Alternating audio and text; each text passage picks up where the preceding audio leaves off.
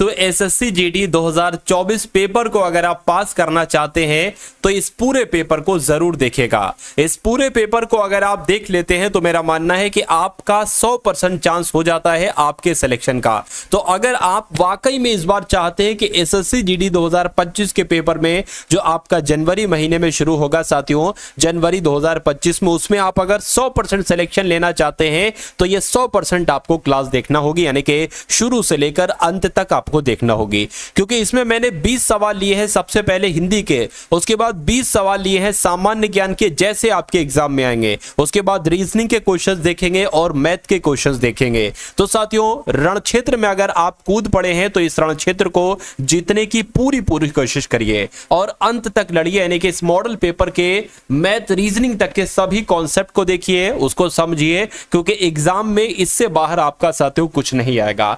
तो क्लास आपकी शुरू हो चुकी है। हिंदी के 20 सवाल साथियों लिए हैं, कम से कम आपका टारगेट रोज रहना चाहिए वो 20 में से 15 प्रश्न आपको बिल्कुल सही करना है। हिंदी की अगर बात करें, देखिए मुहावरे के लिए उपयुक्त सार्थक शब्द आपको बताने, यानी कि टका सा जवाब देना, इसका मतलब क्या होता है साथियों? इसका मतलब होता है बहाना करना नहीं, हिचकना नहीं, साफ इनकार कर देना। कहते नहीं भाई टका सा जवाब दे दिया उसने तो, यानी कि उसने तो साफ इनकार कर दिया। उसके बाद देखिए निम्नलिखित मुहावरे के लिए उपयुक्त सार्थक शब्द बताइए, यानी कि बहती गंगा में हाथ धोना, इसका मतलब क्या होता है मुझे बताइए। तो अगर बात करें साथियों अवसर का फायदा उठाना, अपमान सहन करना नहीं साथियों, अवसर का फायदा उठाना ही बहती गंगा में हाथ धोने का अर्थ है। साथियों मैंने आपके लिए पता टॉपिक वाइज क्वेश्चन लिए, जैसे कि मैंने 2 क्वेश्चन ले लिए यहां पर आपके लिए मुहावरे से संबंधित। उसके बाद साथियों अगर बात करते हैं पर्यायवाची से संबंधित 2-3 क्वेश्चन देखेंगे, विलोम शब्द से संबंधित 2-3 क्वेश्चन देखेंगे, ठीक है ना, वाक्यांश से संबंधित 2-3 क्वेश्चन देखेंगे। ऐसे साथियों मैंने यहां पर क्वेश्चन आपके लिए है पूरे 20, यानी कि सभी टॉपिक को टच करते हुए साथियों ये क्लास निकलेगी। देखिए बिना स्वार्थ के कार्य करने वाले को अगर एक शब्द में आपसे पूछूं तो आप क्या बताएंगे? आप निस्वार्थ बताएंगे। निस्वार्थ उसे कहा जाता है जो बिना किसी स्वार्थ के काम करता है। उसके बाद देखिए वाक्यांश और उसके लिए एक शब्द का इनमें से कौन सा युग्म अशुद्ध है, यानी कि गलत है। देखिए लाभ पाने की इच्छा क्या लिप्सा कहलाई जाती है? मैं कहूंगा हाँ। जो किसी से जीता ना जा सके उसे क्या अजय कहा जाता है? मैं कहूंगा हाँ। नाप तौलकर खर्च करने वाले को क्या मितभाषी कहा जाता है? साथियों मैं कहूंगा नहीं। 7 दिन का समूह क्या सप्ताह कहा जाता है? मैं कहूंगा साथियों हाँ। तो यहां पर आपका पहला, दूसरा और चौथा बिल्कुल सही है, लेकिन गलत की अगर बात करते हैं, गलत कौन सा है साथियों? ऑप्शन नंबर सी वाला अशुद्ध गलत है, क्योंकि मितभाषी नहीं साथियों उसको कहा जाता है। उसको साथियों क्या कहा जाता है? मितव्ययी कहा, यानी कि जो नाप तौलकर खर्च करता है उसको मितव्ययी कहा जाता है। अगले नंबर का सवाल है कि रेखांकित शब्द समूह के लिए सार्थक उपयुक्त विकल्प को आपको चुने, यानी कि आकाश में इतने तारे हैं कि गिने ना जा सके, यानी कि जो गिना ना जा सके उसको एक शब्द में साथियों आपको बताने। क्या उसको क्या कहेंगे साथियों? गणनीय कहेंगे। गणनीय तो नहीं कह सकते, असंख्य भी नहीं कह सकते, हाँ अनगिनत जरूर कह सकते हैं, यानी कि जो गिना ना जा सके उसको अनगिनत कहा जाएगा। आंसर आपका जिनका भी सी है मैं कहूंगा बिल्कुल करेक्ट है। अगला सवाल है साथियों अशुद्ध शब्द की पहचान कीजिए। अब साथियों आपको बताना है कि कौन सा शब्द शुद्ध है, कौन सा शब्द शुद्ध है। इस टाइप के क्वेश्चन आप लोग देखेंगे। साथियों अगर आपने इस वीडियो को अभी तक लाइक नहीं किया तो इस वीडियो को साथियों जरूर लाइक कर दीजिए, और चैनल पर अगर आप लोग नए हैं और चैनल को अभी तक आपने सब्सक्राइब नहीं किया तो इस चैनल को साथियों जरूर सब्सक्राइब कर दीजिए, क्योंकि अभी साथियों आपके पास समय है। आप अभी अपना होश संभाल लीजिए, क्योंकि आप अगर वाकई में चाहते हैं इस बार सिलेक्शन लेना, क्योंकि समय आपके पास भरपूर है, और इस भरपूर समय में क्या आपको पढ़ाना है, कैसे आपको पढ़ाना है साथियों, किस समय क्या चीज आपको पढ़ाना है, ये मैं बखूब अच्छे से जानता हूं। तो साथियों मैं आपको डेली एक पेपर दूंगा एसएससी जीडी 2025 के लिए। मोस्ट इंपॉर्टेंट वो पेपर होगा। उस पेपर को अगर आप साथियों शुरू से लेकर अंत तक देते हैं, अपनी परीक्षा तक देखते हैं, तो मुझे ऐसा लगता है कि दुनिया का कोई एग्जामिनर बैठ जाए आपकी परीक्षा बनाने के लिए। कोई भी एग्जामिनर जितना कठिन से कठिन परीक्षा बनाना है बना ले साथियों। अगर आप टारगेट सिलेक्शन के स्टूडेंट हो और बरसाती मेंढक नहीं, आप शुरू से अंत तक लड़ने वाले स्टूडेंट हो, तो मेरा मानना है उस एग्जामिनर का बनाया हुआ पर्चा आप बहुत बुरी तरीके से साथियों एक तरीके से क्रैक करोगे, यानी कि लगभग साथियों 90% से ऊपर आप उस प्रश्न पत्र को बहुत शानदार तरीके से हल कर दोगे, बहुत शानदार तरीके से, और आप टॉप रैंकर्स की श्रेणी में आएंगे अगर आप अभी से तैयारी को शुरू करते हैं और अंत तक तैयारी करते रहते हैं टारगेट सिलेक्शन से, ठीक है ना। चलिए, तो यहां पर आपसे पूछा जा रहा है अशुद्ध शब्द की पहचान कीजिए। तो आपको कौन सा शब्द साथियों गलत लग रहा है? देखिए यहां पर अगर बात करें ना, अतिथि सही लिखा हुआ है, कवित्री भी सही लिखा हुआ, अंधकार भी सही लिखा हुआ, लेकिन उज्जवल साथियों ऐसे नहीं लिखा जा सकता है। मैं कैसे बताता हूं साथियों, 2 बार जा आता है और दोनों बार साथियों आधा आधा जा आता है, तो यहां पर साथियों आधा जा बनेगा। क्या बनेगा? आधा जा बनेगा। यहां पर आपका आधा जा बन जाएगा और ये बिल्कुल शुद्ध शब्द हो जाएगा उज्जवल।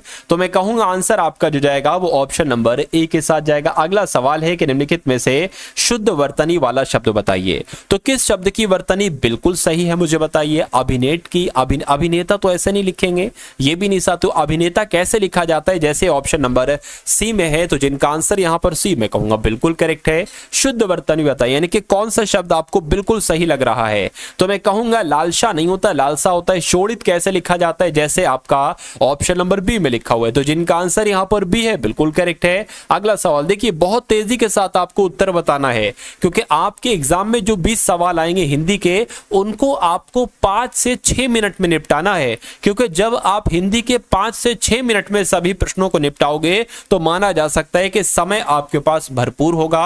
और अगर समय आपके पास भरपूर है तो 100% आप रीजनिंग करके आओगे, 100% आप मैथ करके आओगे। लेकिन अगर आप शुरू का ही समय हिंदी में पूरा व्यर्थ कर देंगे 10, 12, 15 मिनट, तो फिर आपको आगे बहुत दिक्कत पड़ेगी। रीजनिंग को घबराहट आपके पास हो जाएगी कि अरे भाई अब तो इतना कम समय बचा है, कैसे रीजनिंग के सभी सवाल करेंगे, कैसे करेंगे मैथ के सवाल। तो आपको हिंदी को बहुत सुपर फास्ट तरीके से क्रैक करना है, उड़ाना है। देखिए शुद्ध वर्तनी वाला शब्द इसमें से आपको बताना है कौन सा है। देखिए अगर यहां पर हम लोग साथियों बात करते हैं शुद्ध वर्तनी वाला, देखिए आविष्कार ऐसे थोड़ी ना लिखा जाता है। कैसे लिखा जाता है आविष्कार? कैसे लिखा जाता है? जैसे साथियों ऑप्शन नंबर बी में लिखा हुआ है ऐसे लिखा जाता है आविष्कार। अगला सवाल देखिए, इसमें शुद्ध वर्तनी वाला शब्द बताइए। देखिए ऐसे भी नहीं लिखा जाता, ये भी नहीं, ये भी नहीं। मैं कहूंगा जैसे आपका ऑप्शन नंबर ए में लिखा हुआ है तात्कालिक, ऐसे लिखा जाता है। तो जिनका आंसर यहां पर ए है मैं कहूंगा बिल्कुल करेक्ट है। अगला सवाल है कि वर्तनी की दृष्टि से शुद्ध वाक्य का आपको चयन करना है, बताइए राइट आंसर आपका क्या होगा। देखिए शुद्ध वाक्य बताइए, काम पूरा कर डालो नहीं तो जुर्माना होगा, इसमें दिक्कत है। इस समय सर्दी है, सर्दी गलत लिखा इसलिए कोट पहन लो, गलत है। दोष तुम्हारा है, ये भी गलत है साथियों। वक्त निकल जाता है पर बात याद रह जाती है, ये वाक्य बिल्कुल सही, यानी कि इसमें कोई दिक्कत, कोई अशुद्धि नहीं है। अब नहीं है तो यही आपका सही जवाब है। अगला सवाल है शुद्ध वाक्य का साथियों आपको चयन करना है। यहां पर अगर बात करें उन लोगों की मनोवृत्ति ठीक नहीं लगती, ये शुद्ध वाक्य है। या खुदा की कसम गजब हो गई, गलत है। इस लड़की का चाल ठीक नहीं है, गलत है। यहां के हवा पानी बहुत खराब है, गलत है। मैं कहूंगा जो आपका शुद्ध वाक्य है वो कौन सा है? वो ऑप्शन नंबर ए वाला है और यही आपका राइट आंसर है। अगला सवाल देखिए कि निम्नलिखित वाक्यों में से कौन सा अशुद्ध वाक्य है, बताइए। देखिए अशुद्ध वाक्य की अगर यहां पर हम लोग बात करते हैं, अशुद्ध वाक्य अगर बात करें, उन्होंने अफवाह फैलाई, ये तो सही लग रहा है। शर्मा जी बुलाए हैं, शर्मा जी बुलाए हैं, शर्मा जी ने बुलाया है, ऐसे तो हो सकता था। मुझे मत मारो, ये भी सही है। बुराई से बचो, ये भी सही है। मैं कहूंगा अशुद्ध वाक्य कौन सा है? ऑप्शन नंबर बी वाला है और यही आपका राइट आंसर है। इतना आलस्यता ठीक नहीं होगा, इतना आलस्यता ठीक नहीं है। इस वाक्य का शुद्ध रूप आपसे पूछा जा रहा है साथियों, क्या हो सकता है बताइए। देखिए इतना आलस्यता थोड़ी ना होता है, इतना आलस्य ठीक नहीं है, ये होगा, ये भी गलत है। देखिए ऐसे और ऐसे भी नहीं लिखा जाता है, और इतनी आलस्य ठीक नहीं है, ठीक, ये भी गलत है। मैं कहूंगा ऑप्शन नंबर ए वाला आपका बिल्कुल सही जवाब हो जाएगा, यानी कि इतना आलस्य ठीक नहीं है, ये होना चाहिए था। अगला सवाल देखिए साथियों, अब आपको खाली जगह में शब्द भरना है। देखिए जैसा आपका पेपर आता है पिछली साल, यानी कि पिछले साल तो नहीं कह सकते, इस साल ही पेपर हुआ था एसएससी जीडी का, तो जैसा इस बार आपका पेपर पूछा गया था डिक्टो वही पैटर्न उसी टाइप के साथियों क्वेश्चंस पर आधारित ये क्लास आप लोग यहां पर देख रहे हैं। देखिए वैद्य जी अब डॉट डॉट डॉट देखकर इलाज करते, क्या देखकर इलाज करते? नारी देखकर इलाज करते नहीं, नाड़ी देखकर, नीर देखकर, नीड़ देखकर। देखिए नाड़ी होना चाहिए, नाड़ी है साथियों, यानी कि वैद्य जी जो है ना ये नाड़ी देखकर इलाज करते हैं। आंसर जिनका भी यहां पर ऑप्शन नंबर बी के साथ है मैं कहूंगा बिल्कुल करेक्ट है। अगला सवाल देखिए साथियों, अनुसंधान। अब यहां पर आपको बताया ना, अनुसंधान की अगर बात करते हैं, अनुसंधान किसे कहा जाता है? द्वारा। अनुसंधान द्वारा खोज का अर्थ होता है नहीं, खोज का अनर्थ ये भी नहीं। अनुसंधान का अर्थ खोज होता है, ये आपका बिल्कुल सही हो जाए, यानी कि अनुसंधान का अर्थ खोज होता है, ये आपका बिल्कुल सही जवाब है। अगला सवाल देखिए, शाम मीरा ने खिलौना लाया, ये गलत हो जाएगा। शाम मीरा का खिलौना लाया, ये भी गलत है, ये भी गलत है। शाम मीरा के लिए खिलौने लाया, ये आपका बिल्कुल सही हो जाएगा, सही हो जाएगा, तो यही आपका सही जवाब है। अगला सवाल देखिए, भगवान दिवाकर जीवनदायी है, रेखांकित शब्द के उचित पर्यायवाची शब्द का चयन कीजिए। यानी कि दिवाकर का आपसे पर्यायवाची पूछा जा रहा है, तो दिवाकर का पर्यायवाची शशि अब्ज नयन नहीं होता है, क्या होता है साथियों, सूर्य होता है, सूर्य होता है, तो यही आपका राइट आंसर हो जाएगा। इनमें से कौन सा जल का पर्यायवाची, देखिए जल की पर्यायवाची की अगर बात करें, अम्बुधि कहते नहीं, नीरज भी नहीं, वारिज भी नहीं साथियों, नीर कहा जाता है। क्या कहा जाता है जल को, नीर कहा जाता है। आंसर जिनका भी डी में कहूंगा बिल्कुल करेक्ट है। अगला सवाल है आपकी स्क्रीन पर, गंगा नदी भारत देश में हजारों लोगों की जीवनदायिनी है, निम्नलिखित में से कौन सा शब्द गंगा का पर्यायवाची नहीं है, बताइए। अगर बात करें, गंगा को सुरसरिता कहते बिल्कुल, गंगा को देवपगा कहते बिल्कुल, गंगा को विष्णुपदी कहते बिल्कुल, लेकिन हंसजा नहीं कहा जाता है, नहीं कहा जाता है, तो यह आपका बिल्कुल सही जवाब हो जाता है भाई, बहुत बढ़िया, वेरी गुड क्लास। उसके बाद देखिए नेक्स्ट नंबर का सवाल है, तो अब आपके यहां पर सामान्य ज्ञान के क्वेश्चन शुरू हो चुके हैं। भारतीय मौसम विज्ञान संस्थान ये कहां पर स्थित है, तो डायरेक्ट आपके साथियों एग्जाम में क्वेश्चन आएंगे। अब यहां पर अगर बात करें, लगभग 20 सवाल साथियों यहां पर जीएस के आपके सामने, और इसमें आपका स्कोर जो होना चाहिए वो 11 से 12 प्रश्नों का होना चाहिए, यानी कि इन 20 सवालों में से जीएस के 11 से 12 सवाल आपको बिल्कुल ठीक करना है।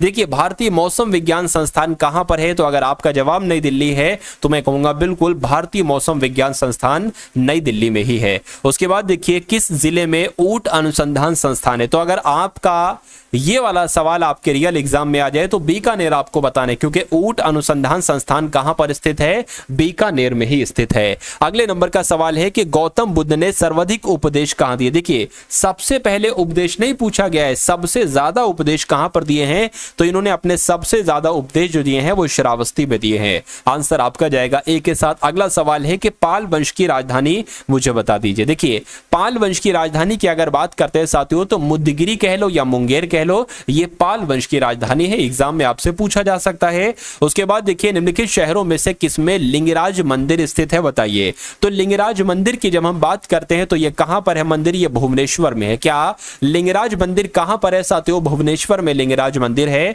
नेक्स्ट नंबर का सवाल है कि अगर आपसे एग्जाम में पूछा जाए कि सेन वंश का संस्थापक कौन था, तो सात से सेन वंश और सात से सामंत सेन, यानी कि सेन वंश का संस्थापक कौन थे, तो सामंत सेन थे, आप लोग ध्यान रखेंगे। अगला सवाल है कि हमारे सौर मंडल का सबसे छोटा ग्रह कौन सा है, बताइए। तो हमारे सौरमंडल का सबसे छोटा ग्रह तो बुध ग्रह। कौन सा ग्रह सबसे छोटा ग्रह, बुध ग्रह। आंसर जिनका भी ए है बिल्कुल करेक्ट है। अगला सवाल है कि एक धूमकेतु की पूंछ किस दिशा में होती है, तो अगर आपसे यह सवाल पूछा जाए साथियों किस दिशा में होती है, तो सूर्य से दूर होती है, ये आप लोग ध्यान रखेंगे, ठीक है ना। अगले नंबर का सवाल है आपके स्क्रीन पर कि निम्नलिखित में से कौन से ग्रह का रंग नारंगी है और उस पर सफेद धारियां हैं, मुझे बताइए। तो किस ग्रह की बात चल रही है साथियों, बृहस्पति ग्रह की बात चल रही है। आप लोग को मालूम होना चाहिए बृहस्पति ग्रह का रंग नारंगी होता है और इस पर सफेद धारियां होती हैं। नेक्स्ट नंबर का सवाल है कि किस ग्रह का नाम किसी रोमन देवी के नाम पर रखा गया है, तो किस ग्रह का नाम साथियों, शुक्र ग्रह की अगर बात करते हैं ना, शुक्र ग्रह का नाम साथियों रोमन देवी के नाम पर रखा गया है। अगला सवाल है कि निम्नलिखित में से कौन विश्व का सबसे ऊंचा ज्वालामुखी पर्वत है, तो किस पर्वत की बात चल रही है साथियों, माउंट कोटोपैक्सी। आप लोग ध्यान रखें, क्यों, क्योंकि विश्व का सबसे ऊंचा ज्वालामुखी पर्वत जो है साथियों वो कोटोपैक्सी ही है, ये बात आपको मालूम होना चाहिए। चलिए नेक्स्ट नंबर का सवाल है कि भारतीय संविधान में 22 भाषाओं को राजभाषा का दर्जा किस अनुसूची के अंतर्गत प्रदान किया गया, तो मैं कहूंगा 8वीं अनुसूची के अंतर्गत प्रदान किया गया है। आंसर आपका जो जाएगा वो बी के साथ जाएगा, यानी कि जो 22 भाषाएं हैं साथियों इनको राजभाषा का दर्जा दिया गया है। और ये बात की अगर बात करिए किस अनुसूची के अंतर्गत प्रदान किया है, तो 8वीं अनुसूची के अंतर्गत प्रदान किया गया है। किस संविधान संशोधन अधिनियम के द्वारा भारतीय संविधान में नवीं अनुसूची जोड़ी गई, मुझे बताइए।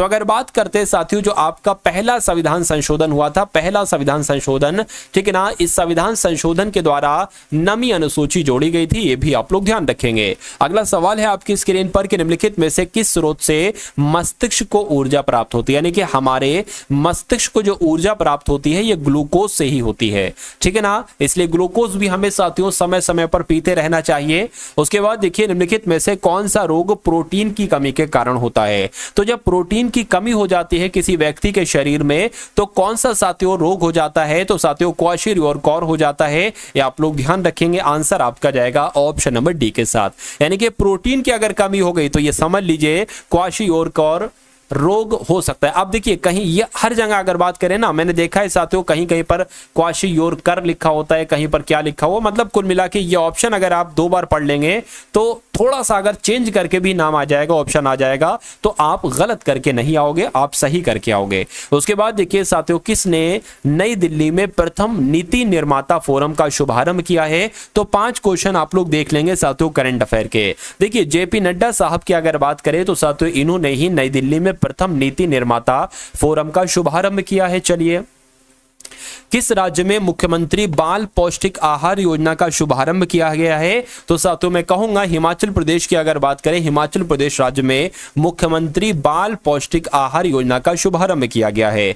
किसने इंडिया ट्रैवल अवार्ड्स में सर्वश्रेष्ठ हवाई अड्डे का पुरस्कार जीता है। तो किसने जीता है साथियों, हैदराबाद एयरपोर्ट ने जीता है, ये भी आप लोग ध्यान रखेंगे। उसके बाद देखिए किसने इंडिया ट्रैवल अवार्ड्स में, ये तो रिपीट हो गया, सर्वश्रेष्ठ हवाई अड्डे का पुरस्कार किसने जीता है, हैदराबाद एयरपोर्ट ने जीता है। उसके बाद देखिए किस देश के प्रधानमंत्री 3 दिवसीय भारत की यात्रा पर आए हैं। तो अगर बात करते हैं साथियों यहां पर मलेशिया की, तो मलेशिया देश के प्रधानमंत्री 3 दिन के लिए भारत की यात्रा पर आए हैं, ये बात भी आप लोग साथियों ध्यान रखेंगे। चलिए भाई, उसके बाद देखिए गौतम बुद्ध ने सबसे ज्यादा उपदेश जो दिए हैं ये मैं आपको बता चुका हूं साथियों, रिपीट क्वेश्चन हो रहा है, तो ये श्रावस्ती आपका राइट आंसर हो जाएगा।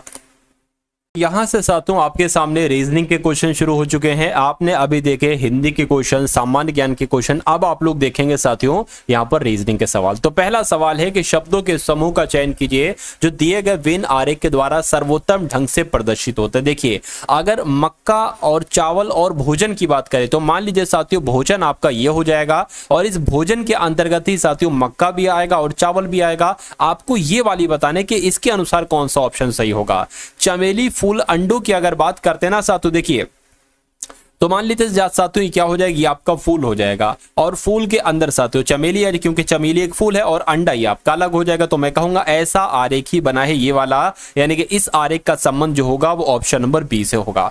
जब हम बात करते हैं सी वाले की, तो देखिए भाई अगर यहां पर बात करें द्रव है, ठीक है ना, क्या है साथियों द्रव है, तो मान लीजिए द्रव ये हो गया, और द्रव ही एक तरीके से यानी कि पानी भी इसके अंदर आ जाएगा और रस भी इसके अंदर आ जाएगा। गुलाब की अगर बात करें तो मान लीजिए गुलाब है, कुमुदिनी भी एक गुलाब है, फूल भी एक गुलाब है। तो मैं कह सकता हूं कि यहां पर आंसर आपका जाएगा ऑप्शन नंबर बी के साथ। नेक्स्ट नंबर का सवाल है, ये क्वेश्चन उम्मीद करता हूं आपकी समझ में आ गया है, ठीक है ना। यानी कि देखिए इसके लिए जो आरेख बन रहा है वो ये वाला बन रहा है, और इसके लिए जो आरेख बन रहा है वो भी ये वाला बन रहा है, और इसके लिए जो बन रहा है साथियों वो ये वाला बन रहा है, लेकिन ऑप्शन नंबर बी के लिए जो आरेख बन रहा है वो ये वाला बन रहा है। उम्मीद करता हूं अब आपकी समझ में आ चुका होगा। उसके बाद देखिए नेक्स्ट नंबर का सवाल है आपकी स्क्रीन पर कि दी गई शीट को मोड़कर एक घन बनाया जाता है।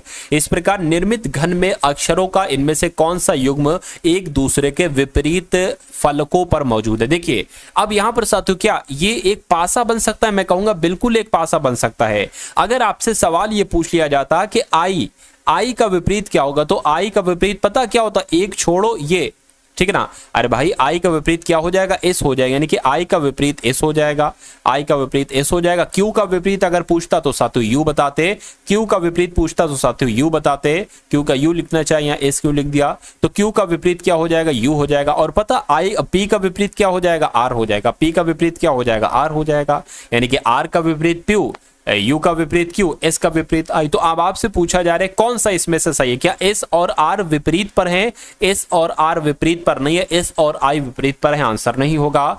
पी और क्यू विपरीत पर है, पी क्यू नहीं है साथियों, क्यू यू विपरीत पर है, ये भी आंसर नहीं होगा। क्या क्यू यू विपरीत पर है, मैं कहूंगा हाँ क्यू यू विपरीत पर है, तो मैं कहूंगा आंसर आपका जाएगा ऑप्शन नंबर सी के साथ। अगला सवाल है आपकी स्क्रीन पर कि कुल्हाड़ी का काटने से वही संबंध है जो छलनी का किससे। देखिए कुल्हाड़ी का काम होता है काटना किसी चीज को, छलनी का काम होता है किसी चीज को छानना, तो इसलिए जवाब अगर आपका है ऑप्शन नंबर ए के साथ, तो मैं कहूंगा कि आपका जवाब यहां पर बिल्कुल करेक्ट है। उसके बाद देखिए नेक्स्ट नंबर का सवाल है आपकी स्क्रीन पर, आपको यहां पर देखना है साथियों और बताने कि यहां पर आखिर लॉजिक क्या लगा है, बताइए।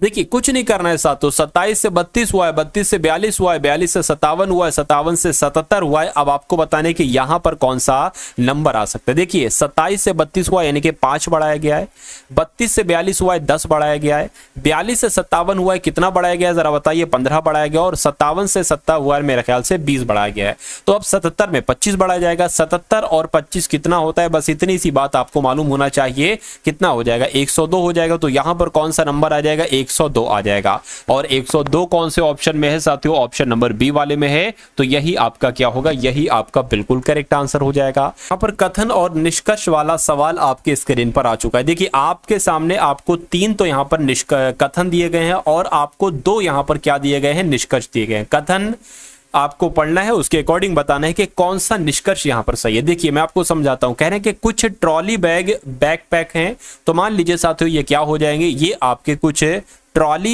ट्रॉली बैग हो जाएंगे। क्या हो जाएंगे, ट्रॉली बैग, शॉर्ट में लिखा है ट्रॉली बैग हो गए। कह रहे कि कुछ ट्रॉली बैग क्या हो जाते हैं साथियों, बैकपैक हो जाते हैं, तो ये आपके बैकपैक हो जाते हैं, आप लोग समझ गए। उसके बाद लिखा हुआ है कि कुछ बैकपैक सूटकेस है, यानी कि कुछ जो बैकपैक हैं वो क्या है, वो साथियों सूटकेस हैं, ठीक है। अब सभी सूटकेस बैग हैं, क्या कहा जा रहा है, सभी सूटकेस क्या हो जाएंगे साथियों, सभी सूटकेस क्या हो जाएंगे, बैग हो जाएंगे। ये बात आपको समझ में आ गई, आगे बिल्कुल। अब निष्कर्ष को पढ़िए, कह रहे हैं कि कम से कम कुछ बैकपैक बैग हैं, कम से कम कुछ बैकपैक, कहां लिखा हुआ ये, कम से कम कुछ बैकपैक, कम से कम कुछ बैकपैक बैग हैं, बिल्कुल सा, तो इतने बैकपैक जो है ना बैग हैं, ये बिल्कुल सही है। कहने के कुछ बैग सूटकेस हैं, कुछ बैग सूटकेस हैं, तो ये भी बिल्कुल सही है, बिल्कुल कुछ बैग सूटकेस हैं, तो ये भी आपका सही है। यानी कि मैं कह सकता हूं कि 1 और 2 आपका निष्कर्ष जो है वो अनुसरण करता है, यानी कि आपका सही हो जाएगा। उसके बाद देखिए नेक्स्ट नंबर का सवाल है आपके स्क्रीन पर, इसको क्या करें, जूम कर दे, देखिए साथियों।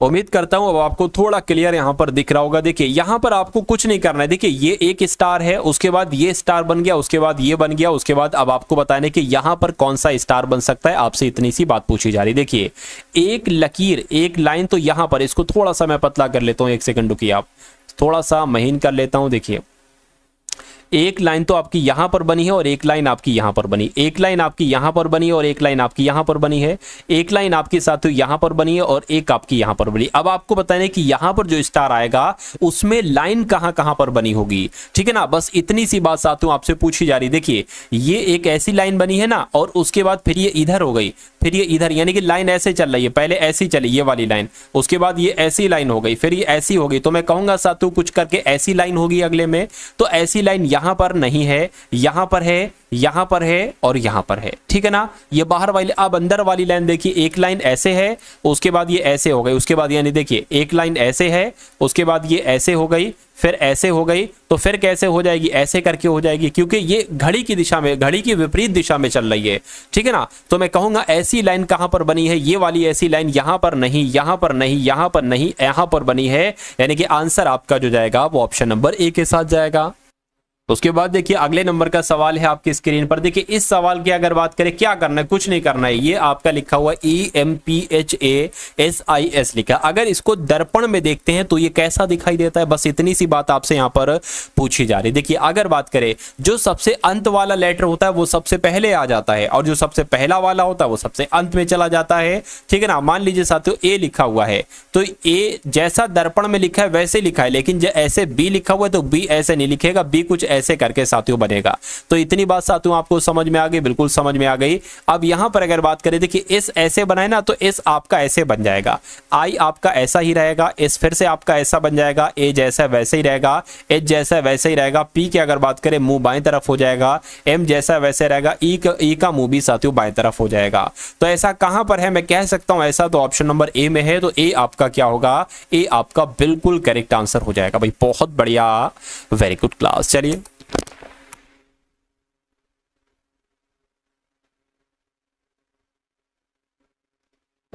इस सवाल की अगर बात करें, इसमें साथियों आपको क्या करना है, जैसे BACK को ZCAM बना दिया गया, उसी प्रकार REAR को क्या बनाया जा सकता है मुझे बताइए। देखिए B से Z हुआ है तो मैं कह सकता हूं यहां पर माइनस हुआ है, और कितना माइनस हुआ है, यहां पर 2 माइनस हुआ है। अब ये A से कितना हुआ है, C हुआ है, यानी कि यहां पर +2 हुआ है। ये C से A हुआ है, कितना -2 हुआ है। K से M हुआ है साथियों, +2 हुआ है। तो क्या लफड़ा चल रहा है, -2 +2 -2 +2, तो यहां पर भी -2 होगा, -2 होगा तो P आ जाएगा, +2 होगा तो G आ जाएगा, -2 होगा कितना आ जाएगा साथियों, एक तरीके से Y आ जाएगा, और +2 होगा कितना आ जाएगा, T आ जाएगा। तो अगर यहां पर बात करते हैं PGYT कहां पर लिखा हुआ है, ऑप्शन नंबर C में लिखा हुआ है, तो यह आपका बिल्कुल करेक्ट आंसर है। उसके बाद देखिए नेक्स्ट नंबर का सवाल है आपकी स्क्रीन पर, देखिए और मुझे बताइए आपका सही जवाब क्या होगा। साथियों अभी हम लोग यहां पर मैथ के सवाल भी देखेंगे, ठीक है ना, पूरे 10 टॉप लेवल के कॉन्सेप्ट देखेंगे मैथ के क्वेश्चंस को। तो अभी तो आपकी रीजनिंग चल रही है, ठीक है ना, अब मैथ चलेगी। चलिए यहां पर अगर बात करें, देखिए आपको बताने, आपको 4 ऑप्शन दिए जाएंगे और कहा जाएगा कि इसमें से सबसे असंगत ऑप्शन कौन सा है, या कह सकते हैं सबसे विषम ऑप्शन कौन सा है, या कह सकते हैं सबसे भिन्न कौन सा है, या कह सकते हैं सबसे अलग ऑप्शन कौन सा है। यानी कि 3 ऑप्शन तो ऐसे होंगे जिसमें एक लॉजिक लग रहा होगा, एक रूल लग रहा होगा, लेकिन एक ऐसा ऑप्शन होगा मैं कहूंगा जहां पर एक अलग रूल लग रहा होगा। तो इसकी अगर बात करें, देखिए M जो होता है वो 13 पर होता है, D 4 पर होता है, N 14 पर होता है, K 11 पर होता है। इसकी अगर बात करें, S 19 पर होता है, F 6 पर होता है, J 10 पर होता है, H 8 पर होता है। G की अगर बात करें तो 7 पर, B 2 पर, T 20 पर होता है, M 13 पर होता है। और यहां पर अगर बात करें J 10 पर होता है, L 12 पर होता है, O साथियों 15 पर होता है, और C आपका ये 3 पर होता है। ऐसा तो नहीं इसको साथियों जोड़ने पर हमें कुछ प्राप्त हो जाए, तो एक बार जोड़कर भी देख लेते हैं। 14 11 25 हो जाएगा, 25 और 4 आपका कितना हो जाएगा, 29 हो जाएगा, 29 और 3 कितना हो जाएगा, 29 और 3 आपका 32 हो जाएगा, और 10 42 हो जाएगा, तो यहां पर 42 आ जाएगा। इतनी बात आपको समझ में आ गई, कहीं समझ में आ गई। यहां पर अगर बात करें, इसको जोड़े 19 6 25 हो जाएगा, 25 35 हो जाएगा, ये आपका 43 हो जाएगा, ठीक है ना। देखिए अगर यहां पर अगर बात करें 20 और 10 30 और 3 33 34 35 35 और 7 7 तो 42 हो जाएगा। इसकी अगर बात करें तो कितना हो जाएगा साथियों, यहां पर अगर बात करें 25 तो 27 हो जाएगा, 37 हो जाएगा, ठीक है ना। एक सेकेंड, ये आपका कितना हो गया, देखिए 15 और 3 18 हो गया, 18 और आपका ये 12 कितना हो जाएगा, 20 हो जाएगा, ठीक है ना। तो उसके ये तो साथियों 40 के आसपास आ रहा है, 40 आ रहा है, 42 नहीं आ रहा है। ऐसा तो नहीं साथियों ये क्यू है, अगर इसको क्यू हम कर दें, क्या इसको अगर हम क्यू कर दें तो 17 हो जाएगा, यानी कि फिर आपका 42 हो जाएगा। तो मैं कह सकता हूं जो यहां पर रूल लगा है वही रूल यहां पर लगा है, वही रूल यहां पर लगा है, लेकिन ये वाला अलग हो जाएगा, तो ये आपका सही जवाब हो जाएगा। अगला सवाल है आपकी स्क्रीन पर, देखिए मुझे बताइए कि आपका यहां पर सही जवाब जो होगा वो किस ऑप्शन के साथ जाएगा, बताइए। देखिए 13 से 18 हुआ है, 18 से 14, 14 से 23, 23 से 7, फिर 32, फिर -4। तो अब आपको बताने कि यहां पर कौन सा नंबर आएगा। देखिए 17 से 18 हुआ है तो यहां पर 1 बड़ा है, 18 से 14 हुआ है यहां पर 4 बड़ा है, 14 से साथियों 23 हुआ है, कितना बड़ा है मुझे बताइए, 9 बड़ा है, बिल्कुल 9 बड़ा है, ठीक है ना। अब यहां पर अगर बात करें 23 से 7 हो गया तो यहां पर तो घट रहा है, ठीक है। अब देखिए यहां, अच्छा यहां पर बड़ा है, ठीक है ना, तो प्लस लगा दिया, यहां पर घटा है तो माइनस लगा दिया, यहां पर बड़ा है तो प्लस लगा दिया। अब यहां पर घटा है, और कितना साथियों घटा है, मैं कहूंगा 16 घटा है, ठीक है ना। अब यहां पर बड़ा है, कितना बड़ा है साथियों, मैं कह सकता हूं साथियों लगभग यहां पर 25 बड़ा है तो 25 यहां पर आ जाएगा, ठीक है। अब यहां पर कितना घटा है साथियों, यहां पर जो घटा है वो 36 घटा है, क्योंकि प्लस का 32 तो घटेगा, ये -4 आ गया, तो फिर -4 और उसमें करना पड़ेगा, तो -36 घटा है। अब आप इसको देखकर एक चीज आपको नजर आ रही होगी, ये 2 का स्क्वायर है, ये 2 का स्क्वायर है, ये 3 का स्क्वायर, ये 4 का स्क्वायर, 5 का स्क्वायर, ये 6 का स्क्वायर, तो यहां पर 7 का स्क्वायर आ जाएगा, यानी कि 49 यहां पर आ जाएगा प्लस का। तो -4 में जब आप 49 जोड़ोगे तो कितना आ जाएगा साथियों, 45 आ जाएगा, 45 आ जाएगा, तो 45 आपका साथियों बिल्कुल सही जवाब हो जाएगा, प्लस का 45 आएगा। तो जिनका आंसर यहां पर डी मैं कहूंगा बिल्कुल करेक्ट है। नेक्स्ट नंबर का सवाल है आपके स्क्रीन पर, देखिए और मुझे बताइए, कुछ नहीं साथियों लेटर सीरीज वाला आपका सवाल है, देखिए और बताइए राइट आंसर क्या होगा।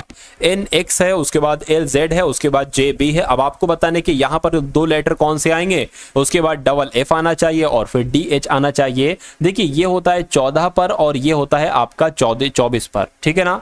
ये 12 पर होता है, ये 26 पर होता है, जे 10 पर होता है, बी 2 पर होता है, एफ 6 पर होता है, एफ 6 पर होता है, डी 4 पर होता है, एच 8 पर होता है। तो यहां पर आपको बताना है साथियों कैसे क्या हो सकता है, बताइए। देखिए यहां पर अगर बात करें, ये 14 से 12 हुआ है 2 घटा है, 12 से 10 हुआ है 2 घट, तो यहां पर 2 घटेगा साथियों, क्या आ जाएगा, यहां पर 8 आ जाएगा, यानी कि यहां पर h आ जाएगा। और h कहां पर है, एक यहां पर है, एक यहां पर है। 24 से 26 हुआ है 2 बड़ा है, और फिर 26 z पर होता है, z के बाद a आ जाएगा, b यानी कि 2 बड़ा है, तो यहां पर 2 बढ़ाएंगे d आ जाएगा, यानी कि h d आपका साथियों बिल्कुल सही जवाब हो जाएगा। सही जवाब होगा तो यही आपका बिल्कुल करेक्ट आंसर हो जाता भाई। बहुत बढ़िया, वेरी गुड क्लास। उसके बाद देखिए साथियों अगले नंबर का सवाल है, यहाँ पर 20वें नंबर का सवाल है, लिखा हुआ एक कक्षा परीक्षा में 35 छात्रों के अंकों का औसत कितना है साथियों, 46 है। तो क्या कहा गया है, देखिए जो जो कहा जा रहा है वो करते जाइए। सवाल एक बार हम लोग पढ़ लेंगे। बाद में ये पाया गया कि 2 स्थानों पर 23 को 33 पढ़ा गया है और एक स्थान पर 36 को 30 पढ़ा गया है। तो कक्षा के छात्रों के अंकों का वास्तविक औसत आपसे पूछा जा रहा है। देखिए ये कॉन्सेप्ट अगर आपके एग्जाम में आ जाता है तो मैं कह सकता हूं लाखों लाख बच्चा इस सवाल को नहीं कर पाएगा, लेकिन अगर आप इस सवाल को पढ़ चुके हो, आपने कॉन्सेप्ट दे रखा है, तो मेरा मानना है कि आप इस सवाल को बहुत आसानी से कर जाओगे। और वो सवाल जो लाखों लाख बच्चे छोड़कर चले आते हैं या जो गलत कर देते हैं और आप उनको कर देते हो, तो ये समझ लीजिए आप उनसे बहुत आगे निकल जाते हो और आप उनको बहुत बुरी तरीके से पछाड़ देते हो। तो जो आगे निकलता है सिलेक्शन उन्हीं का होता है। इतनी तो साथियों समझदार आप है। देखिए इस सवाल की अगर बात करें, एक कक्षा परीक्षा में 35 छात्रों के अंकों का औसत कितना है, 46 है, यानी कि कितने छात्र हैं। अगर 35 छात्र हैं और इन 35 छात्रों का कहा जा रहा है कि औसत कितना है, 46 है। तो अगर मैं कहूं साथियों इन 35 छात्रों के कुल अंकों का योग कितना होगा, तो इसके लिए हमें 46 की गुणा 35 से कराना होगी। क्या 46 की गुणा 35 से साथियों करा लीजिए, देख लीजिए 6 पंजे आपका 30 हो जाएगा, ठीक है, 5 चौक आपका 20 और 3 आपका 23 हो जाएगा, और 18 3 छंग 18 हो गया, 4 3 12 और 1 आपका 13 हो जाएगा। 0 आ गया, 11 आ गया, 6 आ गया, 1 आ गया, यानी कि मैं कह सकता हूं कि 35 छात्रों का जो कुल मिला के अंकों का योग बनता है, जोड़ बनता है, वो 1610 बनता है। अच्छा यहां पर अब पता हुआ क्या है साथियों, देखिए 1610 तो ये योगफल है, लेकिन इसमें कहा गया है कि ये पाया गया है कि 2 स्थानों पर ये पाया गया है। देखिए कि 23 को 33 पढ़ा गया था, यानी कि वास्तविक अंक जो था इसमें 23 जोड़ना था, लेकिन गलती से 33 जोड़ दिया, यानी कि 10 एक्स्ट्रा जोड़ दिया। तो 10 माइनस करो, 10 एक्स्ट्रा जोड़ा था ना, 10 माइनस करो तो कितना आ जाएगा, 1600 आ जाएगा। उसके बाद कह रहे हैं कि एक और स्थान पर 36 होना था, लेकिन उसको 30 पढ़ा गया, ठीक है ना, 36 होना था 30 पढ़ा गया, यानी कि 6 कम पढ़ा गया, उसको 6 कम जोड़ा गया। तो इसमें साथियों 6 आप लोग क्या कर लीजिए, जोड़ लीजिए, तो आपका क्या हो जाएगा साथियों, 1606 हो जाएगा। तो अब योगफल कितना निकला है, 1606 निकला है। तो कह रहे कि छात्रों का अंकों का वास्तविक औसत क्या होगा, छात्र तो जितने थे उतने ही रहेंगे, 35 छात्र थे तो 35 छात्र ही रहेंगे। अब साथियों इसको आपको क्या करना है, कैलकुलेट करके साथियों इसको आपको एक तरीके से कट करना है और आंसर आपको यहां पर बतला देना है। चलिए अब इसकी अगर बात करें साथियों, हम लोग इसको कैलकुलेट कर लेते हैं। 1606 की भाग साथियों किससे कराना है, 35 से कराना है। देखिए 35 दुना कितने हो जाएगा, 70 हो जाएगा, ठीक है ना, और 70 हो जाएगा, और 35 दुना 70, 35 चौक कितना हो जाएगा साथियों, 70 70 140, तो 35 चौक आपका कितना हो गया, 140 हो गया, ठीक है ना। उसके बाद अब इसमें से कितना बचेगा, 20 बचेगा, 6 जो ये 6 था 6 उतर गया। अब इसको साथियों कैलकुलेट कीजिए, 35 दुना कितना हो जाएगा आपका, 70 हो जाएगा, 35 चौक कितना हो जाएगा, 35 पंजे कर लो, ठीक है, 35 पंजे की अगर बात करें, 5 पंजे 25 हो जाएगा, 5 3 15 17, यानी कि 175 हो जाएगा, ठीक है, 175 ये क्या हो गया, 35 पंजे 175 हो गया आपको। और यहाँ पर आपका कितना बच रहा है साथियों, 1 बच रहा है, यहाँ पर 3 बच रहा है। अब तो 35 साथियों बड़ा पड़ रहा है, तो अब एक काम करो, पॉइंट लगाओ यहाँ पर, ठीक है ना, और यहां पर साथियों 0 लगा लो। तो अब ये लगभग कितना एक तरीके से साथियों हो जाएगा, देख लेते एक बार, ये एक कुछ नहीं है, ठीक है। अच्छा इसको थोड़ा सा जगह चाहिए ना, तो इसलिए इसको हटा दो, इसलिए इसको क्या कर दो, इसलिए इसको साथियों हटा दो। अब अगर बात करें, देखिए 35 की 10 से कराएंगे तो 350 हो जाएगा। 35 की जरा साथियों किससे 8 से करा के देखो, 35 की 8 से करा के देखो, 8 पंजे 40 हो जाएगा, 8 तिया 24, 24 और साथियों ये 28 हो जाएगा, ठीक है ना। अब क्योंकि इसमें अगर जोड़ेंगे तो वो 315 आ जाएगा, तो मैं कह सकता हूं, देखिए यहां पर लिख देता हूं 45.8, ठीक है ना। तो 35 अट्ठे कितना हो जाएगा, 280 हो जाएगा, ठीक है। इसमें से कितना बचेगा साथियों, 30 बचेगा। तो मैं कह सकता हूं लगभग 45.8 आपका आंसर आना चाहिए। और 45.8 कहां पर लिखा हुआ है, ऑप्शन नंबर बी में लिखा हुआ है। तो जिनका आंसर यहां पर बी था, मैं कहूंगा आंसर आपका साथियों बिल्कुल करेक्ट था भाई, बहुत बढ़िया, वेरी गुड क्लास। अब उसके बाद देखिए नेक्स्ट नंबर का साथियों, देखिए रीजनिंग के आपने 10 सवाल देखे, अब मैथ के आप लोग 10 सवाल देखेंगे और इन 10 सवालों में देखिएगा कि कितना आपका स्कोर रहा। यहां पर अगर बात करें, कह रहे कि एक दुकानदार ने जीन्स के मूल्य को 1250 रुपए से घटाकर 1150 रुपए कर दिया, यानी कि जीन्स का मूल्य 1250 था, 1150 कर दिया, ठीक है ना। दुकानदार द्वारा दी जाने वाली छूट कितनी, देखिए उसने 100 कम किया, अरे भाई 1250 से 1150 किया, 100 कम किया, तो इसको छूट को प्रतिशत में बदलना है, नीचे क्या आ जाएगा साथियों, 100 कम किया है, किससे कम किया, 1150 से थोड़ी ना, 1250 से कम किया है, तो नीचे 1250 आएगा। इस जीरो से आपका ये जीरो कैंसिल हो जाएगा, 5 दूना 10 और साथियों यहाँ पर 25 आ जाएगा, 25 से कम 25, 25 चौक 100 हो जाएगा, 4 दूना कितना हो जाएगा, 8 हो जाएगा, यानी कि उसने जो छूट दी है वो 8% की छूट दी है, इसलिए आंसर आपका ऑप्शन नंबर सी है। तो मैं कहूंगा बिल्कुल करेक्ट है। चलिए साथियों इस क्वेश्चन की अगर बात करते हैं ना, 22वें नंबर के सवाल की बात करते हैं, ये बहुत टॉप लेवल वाला क्वेश्चन है। ये वही वाला क्वेश्चन है साथियों जो लाखों लाख लोग साथियों एग्जाम में अपने छोड़कर भाग आते हैं, जिससे उनका सिलेक्शन नहीं होता है, ठीक है ना। तो इस क्वेश्चन को आप देखिएगा साथियों, बहुत अच्छे तरीके से मैं आपको समझाने वाला हूं, बहुत आसान भाषा में। कह रहे कि संख्याओं का औसत 58। अच्छा यहां पर एक चीज जोड़ लेंगे, 19। यहां पर किस चीज की कमी है, यहां पर जो कमी है ना साथियों वो 19 की कमी है, यानी कि 19 संख्याओं का औसत 58 है। तो भैया 19 संख्याओं का औसत यहां पर कितना बताया गया है, यहां पर 58 बताया गया है। एक सेकेंड, 19 संख्याओं का औसत यहां पर कितना बताया गया, 58 बताया गया है। तो कह रहे कि प्रथम 12 संख्याओं का जो औसत बनता है वो 63.6 बनता है, और अंतिम 8 संख्याओं का औसत जो बनता है वो 55.1 बनता है। कह रहे कि अगर आरंभ से 12वीं संख्या निकाल दी जाए तो शेष संख्याओं का औसत होगा। ये बिल्कुल एग्जाम ओरिएंटेड क्वेश्चन, और मेरा मानना है कि डिक्टो आपका ये सवाल आपके एग्जाम में आएगा, तो बहुत अच्छे तरीके से आपको देखना है। सबसे पहले अगर हम बात करें कि 19 संख्याओं का औसत 58 है, तो मैं कह सकता हूं कि 19 संख्याओं का कुल मिला के योगफल कितना है। तो इसलिए हमें क्या कराना पड़ेगा, 58 की गुणा साथियों 19 से कराना पड़ेगी हमें। 9 अट्ठे 72 हो जाएगा, 9 पंजे 45 और 7 कितना हो जाएगा, 52 हो जाएगा, और 58 एकम 58 यहां पर आ जाएगा। ये क्या था, 2 था, 2 आ गया 10 का, और ये आपका 11 आ जाएगा। यानी कि मैं कह सकता हूं 19 संख्याओं का जो कुल मिला के योगफल है वो 1102 है। इतनी बात आपको समझ में आ गई, बिल्कुल समझ में आ गई। चलिए अब दूसरी तरफ साथियों बात करते हैं, ठीक है ना। दूसरी तरफ साथियों यहां पर अगर हम लोग बात करें कि अब यहां पर साथियों क्या आना चाहिए, अब वो भी आप लोग देख लीजिए। अब यहां पर कहा जा रहा है कि 12 संख्याओं का औसत जो है वो 12 संख्याओं का औसत कितना है, 63.6 है। तो मैं कह सकता हूं कि 12 संख्याओं का औसत जो बताया गया है, अब 19 संख्याओं में से ये 12वीं संख्या 12 संख्या है, ठीक है ना। कितना है, 63.6 है। तो एक काम करा लो, अगर हमें ये मालूम पड़ जाए कि 12 संख्याओं का कुल मिला के योग कितना होगा तो बहुत अच्छी बात रहेगी। तो 63.6 की गुणा 12 से करा लो, 6 दूना 12 आ जाएगा आपका, 6 आ जाएगा, और एक आपका 7 आ जाएगा, 6 दूना 12 आपका आ जाएगा, और यहाँ पर 636 पूरा आ जाएगा। इसको जोड़ लीजिए साथियों, ठीक है ना। इसको जोड़ेंगे तो आपका कितना आ जाएगा, ये आ जाएगा। 1 नंबर के बाद पॉइंट था, 1 नंबर के बाद पॉइंट आ गया, यानी कि अगर हम बात करें 763.2 जो बनेगा, 763.2 जो बनेगा, ये आपका क्या बनेगा, ये आपका साथियों 12 संख्याओं का योगफल बनेगा।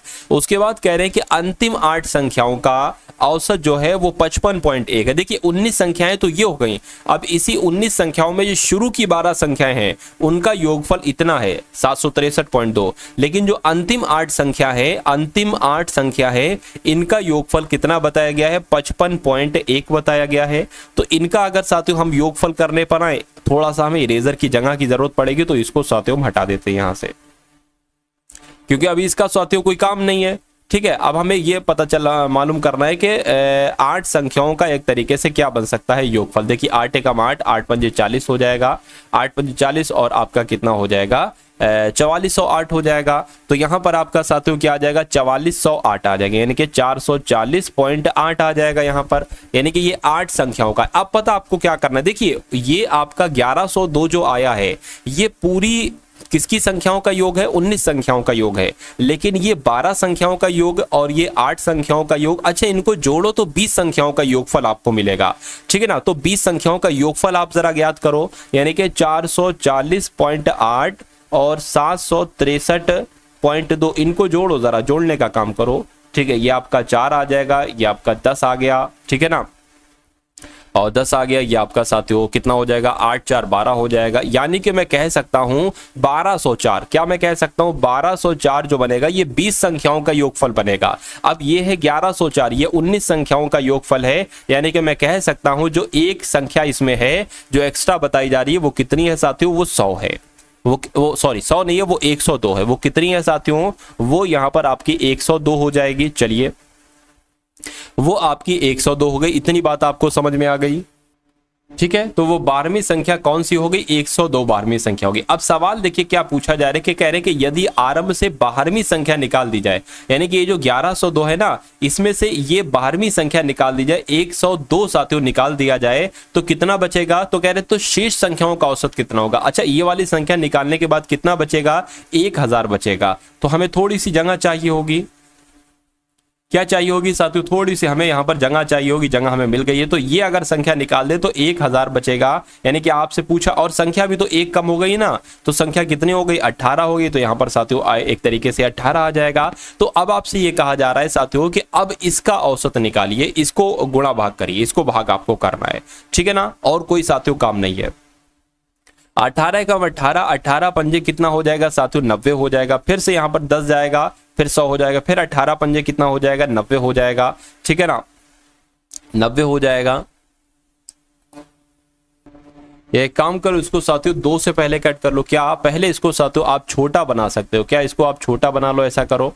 यानी कि अगर बात करते हैं साथियों यहाँ पर 1000 बटे 18, इसको 2 से कट करो, यहाँ पर 9 आ जाएगा, यहाँ पर साथियों 9 आ जाएगा, और यहाँ पर क्या आ जाएगा 500 आ जाएगा। अब इसको देखो साथियों, देखिए 9 पंजे कितना हो जाएगा 45 हो जाएगा, 5 जाएगा 50 हो जाएगा, 9 पंजे कितना हो जाएगा 45 हो जाएगा, कितना बचेगा 5 बचेगा। तो मैं कह सकता हूँ 55 सही 5/9, ये तो साथियों औसत हो जाएगा आपका, क्या हो जाएगा ये औसत हो जाएगा, और ये ऑप्शन नंबर बी में है। तो यही आपका क्या होगा, यही आपका साथियों बिल्कुल करेक्ट आंसर है भाई, बहुत बढ़िया, वेरी गुड क्लास। अगला सवाल है आपकी स्क्रीन पर, देखिए और मुझे बताइए। कह रहे हैं कि किसी मिश्र धातु में कॉपर और जिंक का अनुपात कितना है, 5:4 है। यानी कि अगर साथियों कॉपर मान लेते हैं 5 है तो जिंक कितनी होगी, जिंक 4 होगी। क्या कहना है साथियों, कह रहे ये अनुपात करने के लिए 20 केजी जिंक के साथ कॉपर की कितनी मात्रा होना चाहिए। जिंक क्या है, ये है, यानी कि जिंक 4 यहां पर दिखाई गई, लेकिन जिंक असल में है कितनी 20 है। तो कह रहे हैं साथियों क्या, तो कॉपर कितनी होगी, क्या कॉपर कितनी होगी। अरे भाई देखिए ये 4:5 है ना, इसको ये बनाने के लिए साथियों किससे गुणा की गई है, 5 से गुणा की गई है। तो इस 5 को कॉपर बनाने के लिए भी किससे गुणा की जाएगी, 5 से। तो यहां पर क्या आ जाएगा 25 आ जाएगा। तो मैं कह सकता हूं कि कॉपर की कितनी मात्रा पिघलाने की आवश्यकता होगी, 25 केजी मात्रा पिघलाने की आवश्यकता होगी। तो 25 आपका राइट आंसर हो जाएगा। उसके बाद देखिए अगला सवाल है आपके स्क्रीन पर, देखिए बताइए सही जवाब यहां पर क्या हो सकता है। चलिए देखिए यहां पर क्या है, इनमें से समीकरण में x का मान आपसे पूछा जा रहा है, 45% ऑफ 360 ऐसे करके लिखा है। देखिए 45% लिखा है, इसका मतलब होता है 45/100। ऑफ लिखा हुआ इसका मतलब होता है गुणा, 360 लिखा हुआ है 360 लिख दीजिए। 30% लिखा है यानी कि 30/100 हो जाएगा। ऑफ लिखा है गुणा लिख दीजिए, 400 लिखा है 400 लिख दीजिए, बराबर लिखा है बराबर लिख दीजिए। 25% लिखा है तो साथियों 25/100 हो गया, और ऑफ लिखा है तो गुणा x लिखा है तो x लिख दीजिए। बस इतना सा काम करना है। अब देखिए इस 0 से ये 0 आपका कैंसिल हो जाएगा, 5 दूना 10 हो जाएगा, 5 नीम आपका 45 हो जाएगा, 2 से ये कट होगा, यहाँ पर 18 आ जाएगा। कितना आ जाएगा साथियों, 18 आ जाएगा।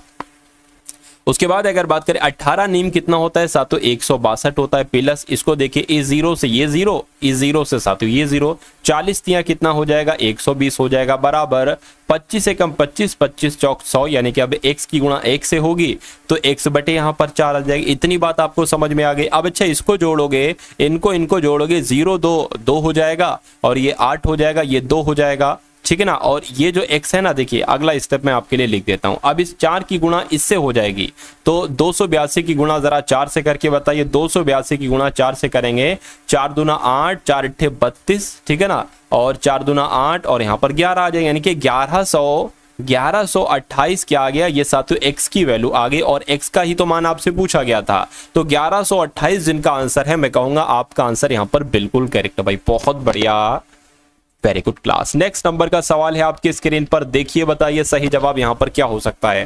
कहने कि एक दुकानदार एक वस्तु का मूल्य इसके वास्तविक मूल्य से 30% बढ़ाकर अंकित करता है और 10% की छूट देता है, तो कहने के लाभ प्रतिशत कितना होगा। देखिए मान लीजिए एक दुकानदार एक वस्तु का मूल्य, उस वस्तु का मूल्य मान लीजिए 100% था और कहने के वास्तविक मूल्य 100% था, कहने के वास्तविक मूल्य से 30% बढ़ा के रखता है, तो हमने इससे 30% बढ़ा के रख लिया, 130 कर लिया।